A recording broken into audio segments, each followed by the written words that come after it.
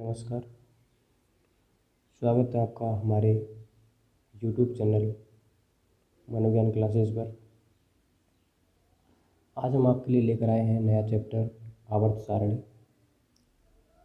आवर्त सारणी को स्टार्ट करने से पहले सबसे पहले हम डॉबे-राइनर के बारे में भी जान लेते हैं। इस डॉबे-राइनर ने एक त्रिक नियम दिया था।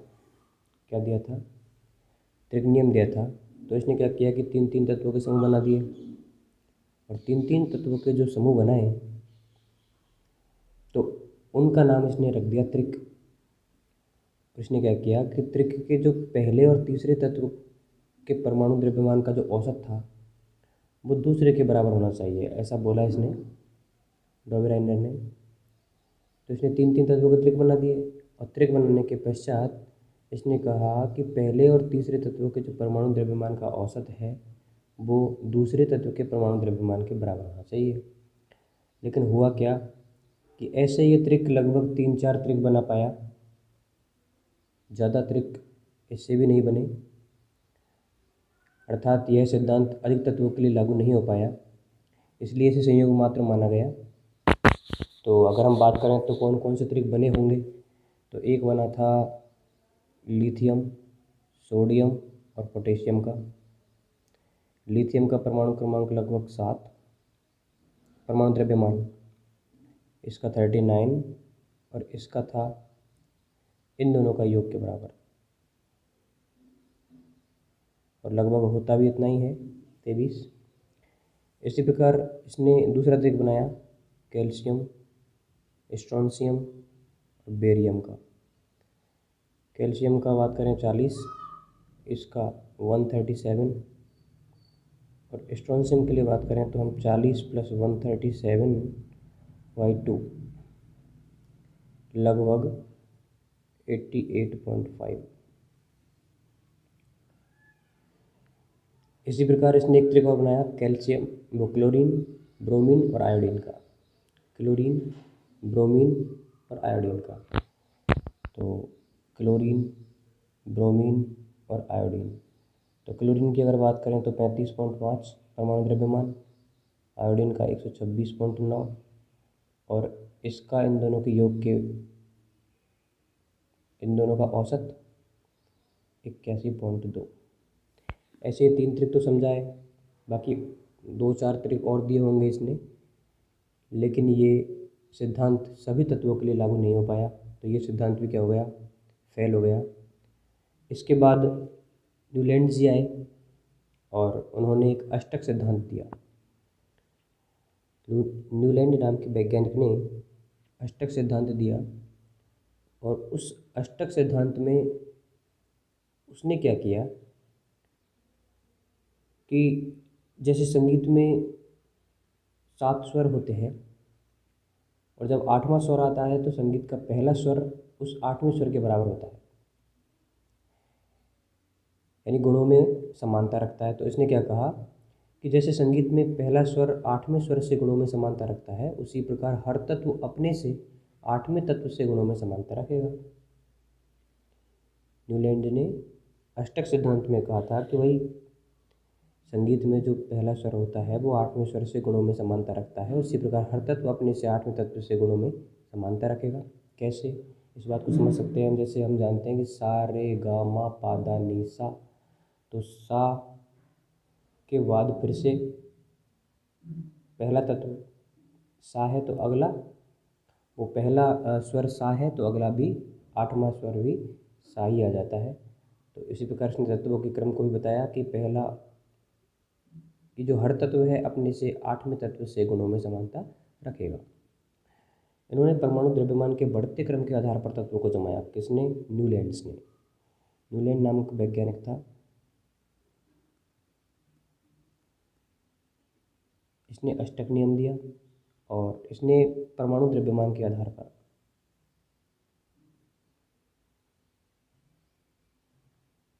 परमाणु द्रव्यमान के बढ़ते क्रम के आधार पर तत्वों को जमाया। और इस समय जो थे ज्ञात तत्वों की संख्या 56 थी। न्यूलैंड का जब अष्टक नियम आया था उस समय ज्ञात तत्वों की संख्या केवल 56 थी। और अगर हम इसकी लिमिटेशंस की बात करें, कमियों की बात करें न्यूलैंड्स के अष्टक सिद्धांत की, तो यह केवल कैल्शियम तक ही लागू होता है। और ये जो नियम था न्यूलैंड का अष्टक सिद्धांत था, वो केवल हल्के तत्वों के लिए लागू था। दूसरी बात, ये भारी तत्वों को नहीं समझा पाया और इसने नए तत्वों की कल्पना नहीं की। इसने सोचा कि 56 ही तत्व है, इससे आगे शायद ही, तो इसने सोचा कि 56 ही तत्व है, नए तत्व होंगे या नहीं होंगे ये नहीं बता पाया। फिर इसने क्या किया, एक गलती और कर दी कि इसने असमान गुणधर्मों वाले तत्वों को एक साथ रख दिया। जिनके गुण असमान हैं उन तत्वों को इसने एक साथ रख दिया। तो जैसे कोबाल्ट और निकल, इन दोनों को इसने एक साथ रखा था। अब हम बात करते हैं इसके बाद न्यूलैंड्स का जब अष्टक सिद्धांत नहीं टिक पाया तो इसके बाद मेंडलीफ ने एक आवर्त सारणी दी जो तत्वों के लिए, तत्वों को जमाने के लिए एक नई सोच साबित हुई। मेंडलीफ की आवर्त सारणी बहुत समय तक रही, एक लीगल अगर बोला जाए तो आवर्त सारणी थी उसकी। अब उसके बारे में चर्चा करते हैं, मेंडलीफ की आवर्त सारणी। ये अब चर्चा करते हैं मेंडलीफ की आवर्त सारणी की। चलिए अब चर्चा करते हैं मेंडलीफ की आवर्त सारणी की। तो मेंडलीफ ने क्या कहा, मेंडलीफ के अनुसार प्रत्येक तत्वों के रासायनिक गुणधर्म, प्रत्येक तत्वों के जो रासायनिक गुणधर्म है वो उनके परमाणु द्रव्यमान के आवर्ती फलन होते हैं। अर्थात इसने जो तत्व जमाए वो परमाणु द्रव्यमान के बढ़ते हुए क्रम में जमाए। मेंडलीफ ने परमाणु द्रव्यमान के बढ़ते हुए क्रम में ये तत्वों को जमाता गया और इसने कहा कि उनके भौतिक और रासायनिक गुणधर्म के आधार पर, भौतिक और रासायनिक गुणधर्म के आधार पर भी तत्वों को जमाया। अर्थात परमाणु द्रव्यमान के बढ़ते क्रम के आधार पर भी जमाया और भौतिक और रासायनिक गुणधर्म के आधार पर भी तत्वों को जमाया इसने।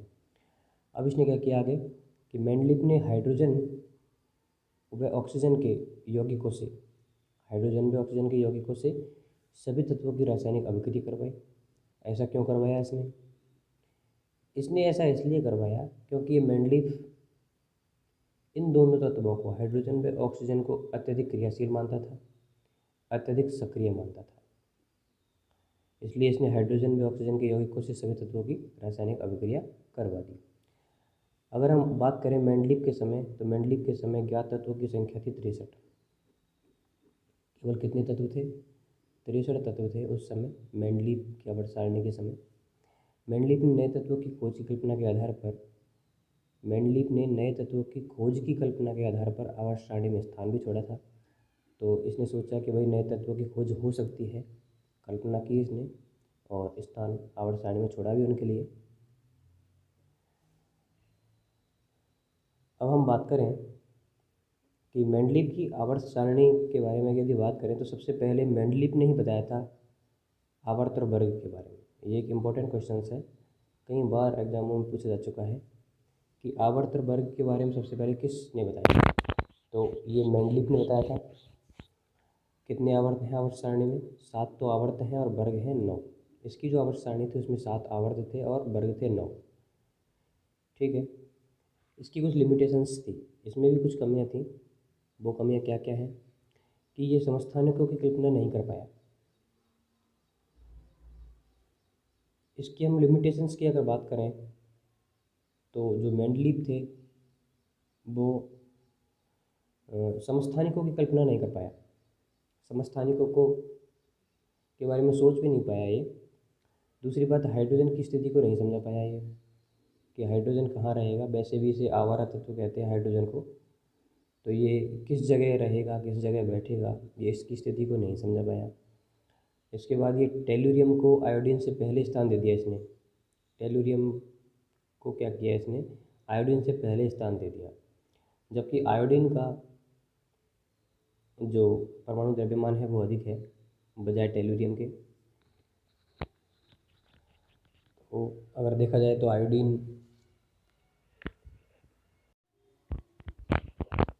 मेंडलीफ के बाद अब हम बात करते हैं मोजले की आवर्त सारणी, मेंडलीव की जो आवर्त सारणी में कमियां थी उन सब को मोजले ने पूरा किया और अपनी आवर्त सारणी बनाई। मोजले को इतनी ज़्यादा मेहनत नहीं करनी पड़ी। मेंडलीव ने सर्वाधिक काम किया अगर देखा जाए तो आवर्त सारणी पर, लेकिन मोजले को तो बहुत आसानी हुई और इसने कुछ समझाया, इसके बारे में देख लेते हैं। मोजले ने थोड़ा चेंज कर दिया। मेंडलीव ने क्या किया था कि जो तत्वों को जमाने का क्रम था, उसने कहा था कि परमाणु द्रव्यमान के आधार पर तत्वों को जमाया जाए। तो मेंडलीव ने परमाणु द्रव्यमान के बढ़ते हुए क्रम के आधार पर तत्वों को जमाया, जबकि मोजले साहब ने क्या किया कि परमाणु क्रमांक के बढ़ते हुए क्रम के आधार पर तत्वों को जमाया। तो वहाँ तो मेंडलीव ने परमाणु द्रव्यमान को काम में लिया था और इसने क्या किया, परमाणु क्रमांक को काम में लिया। तो मोजले के अनुसार प्रत्येक तत्वों के गुणधर्म उनके परमाणु क्रमांक के आवर्ती फलन होते हैं। अगर हम बात करें, हमारी जो आधुनिक आवर्त सारणी है उसके जनक जो है वो कौन है, मोजले। आधुनिक आवर्त सारणी है हमारी, इसके जनक कौन है, मोजले। तो इसने हर जो कमी थी उस सभी को पूरा किया, समस्थानिकों की कल्पना की, समस्थानिकों को बताया भी, हाइड्रोजन की स्थिति को समझाया और प्रत्येक तत्व को तरीके से जमाया इसने। इसलिए अब तक इसकी आवर्त सारणी वैलिड है और जिसे हम यूज में ले रहे हैं। अब बात करते हैं कि मोजले की आवर्त सारणी में आवर्त कितने थे। तो आवर्त की अगर हम बात करें तो 7 आवर्त थे। आवर्त कितने थे, 7, और वर्ग इसमें वर्ग थे 18। तो मोजले ने 7 तो आवर्त बताए और 18 वर्ग बताए। कुल तत्व अगर हम बात करें, कुल तत्वों की संख्या 118 है। कुल तत्व अब वर्तमान में 118 हैं, जिनमें से प्राकृतिक तत्व हैं जो प्रकृति द्वारा प्रदत्त हैं हमें, वो हैं 94, 94, और कृत्रिम जो तत्व हैं जिनको बनाया गया है प्रयोगशालाओं में या फिर जैसे भी करके बनाया गया है, वो तत्व हैं 24। तो ये समझ गए होंगे कि कुल तत्व कितने हैं अब, 118। आवर्त सारणी में कुल तत्वों की संख्या कितनी है, 118, जिसमें प्राकृतिक तत्व हैं 94, कृत्रिम तत्व हैं 24। अगर हम उसमें से धातुओं की बात करें तो 91 है। अगर देखा जाए तो 75% धातुएँ हैं। कुल ज्ञात तत्वों में से 75% तो केवल क्या है, धातुएँ। तो 91 धातुएँ हैं। अधातु की हम बात करें तो कितनी है, 20। उपधातु की बात करें जिसमें धातु और अधातु दोनों के गुण पाए जाते हैं, वो हैं 7। तो ये जो धातुएँ हैं वो 75% रेशो रखती हैं आवर्त सारणी में कुल ज्ञात तत्वों का। ये आवर्त सारणी के बाईं ओर है। किस ओर हैं ये, बाईं ओर है। जबकि जो अधातुएँ हैं वो सारणी के दाईं ओर हैं और उसके शीर्ष पर है। चलिए बात करते हैं अब आवर्तों के बारे में या वर्गों के बारे में, कि जो पहला वर्ग है उसके जो तत्व हैं, प्रथम वर्ग के तत्वों का समूह अगर पूछा जाए तो उसे कहते हैं क्षारीय धातु। तो मोजले ने क्या किया कि पहला जो वर्ग था उसके तत्वों को क्षारीय धातु नाम दिया। जो जितनी भी क्षारीय धातुएँ थी उनको उसने क्या किया, प्रथम वर्ग में रखा। दूसरे वर्ग में आप मोजले ने क्षारीय मृदा धातुओं को रखा। किसको रखा, क्षारीय मृदा धातुओं को। कौन कौन सी हैं क्षारीय मृदा धातुएँ, क्षारीय धातु कौन कौन सी हैं, इसके लिए एक पर्सनल वीडियो बनाई जाएगी जिसमें धातु, अधातु, उपधातु, सिक्का धातु, चैल्कोजेंस, अक्रिय गैसें, हैलोजेंस, सारी चीज़ें आपको बताई जाएंगी। सबसे पहले देख लेते हैं आवर्त सारणी का एक रूपरेखा देख लेते हैं कि इसकी रूपरेखा क्या है, कहाँ कहाँ कौन सी चीज़ें रखी हुई हैं।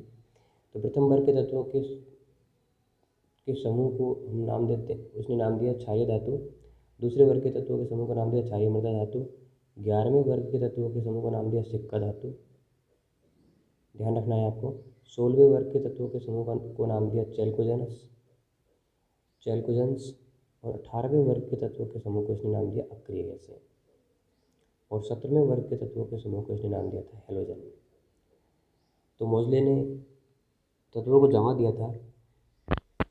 इस समय कुल क्या तत्वों की संख्या अगर देखा जाए तो वर्तमान में 118 है, इसमें प्राकृतिक तत्व बता दिए आपको 94 हैं, कृत्रिम है 24, जिनमें धातुएँ 91 हैं, वो 75% रेशो है क्या कुल ज्ञात तत्वों का। अधातु हैं 20, उपधातु हैं 7। पहले वर्ग के तत्वों के समूह की बात करें तो क्षारीय धातु हैं, दूसरे वर्ग के तत्वों के समूह की बात करें तो क्षारीय मृदा धातु हैं, और 11वें वर्ग के तत्वों के समूह की बात करें तो सिक्का धातु है, और 16वें वर्ग के तत्वों के समूह की बात करें तो चैल्कोजेनस। 18वें वर्ग के तत्वों का समूह जिसमें है अक्रिय गैसें। 17वें वर्ग के तत्वों को की अगर बात करें तो उसमें है हेलोजन। ये आपको याद रखने हैं ऐसे कैसे ही। चलिए अब आगे चर्चा करते हैं साथियों। मोजले की आवर्त सारणी के बारे में हम आगे चर्चा करते हैं कि इसने तत्वों को जब जमाया तो जो तत्वों के गुण थे उनके आधार पर इसने कैसे कैसे जमाया कि जब हम आवर्त में बाएं से दाएं जाएं या ऊपर से नीचे आएं तो ऐसी कंडीशन में उनके तत्व जो हैं उनके गुण किस प्रकार परिवर्तित होंगे। तो इसको समझ लेते हैं। ये कई बार एग्जाम में पूछा जाता है, बहुत ही इम्पोर्टेंट टॉपिक है और आपको ध्यान रखना है। ये एक सारणी है, आपको बिल्कुल ऐसे ही याद रखनी है जैसे, वैसे तो आप जैसा याद रखना चाहे वैसे रख सकते हैं, बट आप ज़रूर याद रखें। ये कई एग्जामों में पूछा जा चुका है और इसमें से बहुत सारे क्वेश्चन पुटअप होते हैं। चलिए बात करते हैं कि यदि हम आवर्त सारणी में बाएं से दाएं जाएं और ऊपर से नीचे जाएं तो जो तत्व हैं उनके गुण किस प्रकार परिवर्तित होते हैं। चलिए बात करते हैं। सबसे पहले बात करते हैं हम परमाणु आकार के बारे में कि जो परमाणु आकार है, परमाणु आकार के बारे में बात करें तो जो परमाणु आकार है यदि हम बाएं से दाएं आवर्त सारणी में जाएं तो वो घटेगा। क्या होगा? घटेगा। ये एरो दिख रहा है आपको, नीचे है तो घटेगा, ऊपर है तो बढ़ेगा। ध्यान रखना है आपको कि जो परमाणु आकार है यदि हम बाएं से दाएं जाएंगे आवर्त सारणी में तो वो घटेगा, लेकिन यदि हम ऊपर से नीचे आएंगे तो ऐसी कंडीशन में परमाणु आकार बढ़ेगा। ध्यान रखना है कि यदि हम ऊपर से नीचे आएंगे तो परमाणु आकार बढ़ेगा, जबकि बाएं से दाएं जाने पर परमाणु आकार घटेगा। इस प्रकार धात्विक गुणों की बात करें, धात्विक गुणों की बात करें तो बाएं से दाएं जाएंगे तो घटेगा, लेकिन यदि हम ऊपर से नीचे आएंगे तो ये बढ़ेगा। ठीक है, ध्यान रखना है आपको। इसी प्रकार क्षारीय गुणों की बात करें तो बाएं से दाएं जाएंगे तो क्षारीय गुण कम होंगे, लेकिन यदि हम ऊपर से नीचे जाएंगे, ऊपर से नीचे आएंगे तो क्षारीय गुण बढ़ेंगे। अब चाहे सामर्थ्य की अगर हम बात करें तो बाएं से दाएं जाने पर घटेगा और ऊपर से नीचे जाने पर बढ़ेगा। इसी प्रकार हम विद्युत ऋणता की बात करें, विद्युत ऋणता ये होते क्या है सभी, ये इनको बताया जाएगा आपको। विद्युत ऋणता, आयनन विभव, ऑक्सीकारक क्षमता, ये सभी बताए जाएंगे आपको लेकिन अगली वीडियो में। इस प्रकार अभी यहाँ थोड़ा समझ लें इनके बारे में कि विद्युत ऋणता है यदि हम आवर्त सारणी में बाएं से दाएं जाएंगे तो विद्युत ऋणता बढ़ेगी। ध्यान रखना है कि विद्युत ऋणता बढ़ेगी बाएं से दाएं जाने पर, लेकिन ऊपर से नीचे जब हम आएंगे तो विद्युत ऋणता घटेगी। ध्यान रखना है। इसी प्रकार हम आयनन विभव की बात करें तो आयनन विभव बाएं से दाएं जाएंगे तो बढ़ेगा, लेकिन यदि ऊपर से नीचे आएंगे तो घटेगा। इसी प्रकार अम्लीय गुणों की बात करें तो बाएं से दाएं जाने पर बढ़ेगा, अम्लीय गुण बढ़ेगा, और ऊपर से नीचे आने पर घटेगा। इसी प्रकार हम आक्सीकारक क्षमता की बात करें, आक्सीकारक क्षमता तो आक्सीकरण की जो प्रवृत्ति है अगर देखा जाए तो बाएं से दाएं जाएंगे तो बढ़ेगी और ऊपर से नीचे आएंगे तो घटेगी। इसी प्रकार अधात्विक गुणों की बात करें तो बाएं से दाएं जाएंगे तो बढ़ेगा, अधात्विक गुण बढ़ेंगे, और ऊपर से नीचे आएंगे तो घटेंगे। धात्विक गुणों की बात कर रहे थे उस टाइम हम तो बाएं से दाएं जाने पर घट रहे थे और ऊपर से नीचे आने पर बढ़ रहे थे, लेकिन अधात्विक गुणों की बात करें तो बाएं से दाएं जाने पर बढ़ेंगे और ऊपर से नीचे आने पर घटेंगे। अगर हम घनत्व की बात करें कि तत्वों का जो घनत्व है वो किस प्रकार परिवर्तित होगा, तो यदि हम बाएं से दाएं जाएंगे तो पहले तो बढ़ेगा। तत्वों का जो घनत्व है यदि बाएं से दाएं जाएंगे तो पहले तो बढ़ेगा और आवर्त के मध्य में अधिकतम हो जाएगा। ध्यान रखना है आपको कि पहले तो बढ़ेगा और आवर्त के मध्य में अधिकतम होगा और फिर घटेगा, फिर क्या हो जाएगा, ये कम हो जाएगा। तो घनत्व पहले बढ़ेगा फिर घटेगा और मध्य में अधिकतम हो जाएगा बाएं से दाएं जाने पर। इसी प्रकार ऊपर से नीचे आने पर घनत्व जो है हमेशा बढ़ेगा। अब हम बात करते हैं गलनांक एवं क्वथनांक की। तो गलनांक एवं क्वथनांक की वही कंडीशन है जैसे घनत्व की है। गलनांक एवं क्वथनांक यदि हम बाएं से दाएं जाएंगे तो पहले बढ़ेगा, आवर्त के मध्य में अधिकतम होगा और फिर घटेगा। तो गलनांक और क्वथनांक जो है बाएं से दाएं जाएंगे तो बढ़ेगा और मध्य में अधिकतम होगा और फिर घटेगा। फिर यदि हम ऊपर से नीचे आएंगे तो ये गलनांक एवं क्वथनांक के मान घटेंगे, गलनांक एवं क्वथनांक घटेंगे। ध्यान रखना है आपको, ये आवर्त सारणी के कुछ इंपॉर्टेंट फैक्ट थे और कुछ आवर्त सारणी के बारे में जो क्वेश्चंस हैं कि कौन सी धातु सबसे भारी है, कौन सी हल्की है, कौन सा धातु सर्वाधिक पाया जाता है, कौन सा नहीं पाया जाता है, कौन सी महंगी है धातु, कौन सी नहीं है, तो ये सारी चीज़ें आपको अगली वीडियो में बताई जाएंगी। तब तक के लिए साथियों, जय हिंद, जय भारत। आपसे रिक्वेस्ट है कि आपको यदि चैनल पे जो वीडियो बनाई जा रही है वो अच्छी लगी तो आप प्लीज़ लाइक करें, शेयर करें और सब्सक्राइब करें। देखिए साथियों, यदि आप सब्सक्राइब नहीं करेंगे तो फिर वीडियो बनाने का कोई महत्व नहीं रह जाएगा। आपको अच्छी एजुकेशन मिलेगी यहाँ पे।